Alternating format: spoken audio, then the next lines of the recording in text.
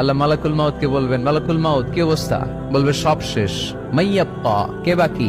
মালাকুল মাউত বলবে জিনেরা বাকি, যাদেরকে দেখা যায় না। আল্লাহ বলবেন জিনদেরকেও শেষ করে ফেলো, রুহু কবজ করো। মালাকুল মাউত আজরাইল জিনদের রুহু কবজ করবে। আল্লাহ এবার জিজ্ঞেস করবে, ইয়া মালাকাল মাউত আখবিরনি মাইয়াব্বা, এবার বলো আর কে বাকি? মালাকুল মাউত বলবে, আল্লাহ মানুষগুলো সব শেষ, জিনগুলাও শেষ, এবার বাকি ইবলিস শয়তান। কে বাকি?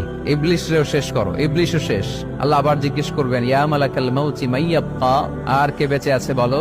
মালাকুল মাউত বলবে, আল্লাহ আপনার কথা অনুযায়ী পৃথিবীর সব মানুষের রুহু কবজ করলাম, সব জিনদের রুহু কবজ করলাম, ইবলিসের রুহু কবজ করলাম, এখন আছে শুধু ফেরেশতা।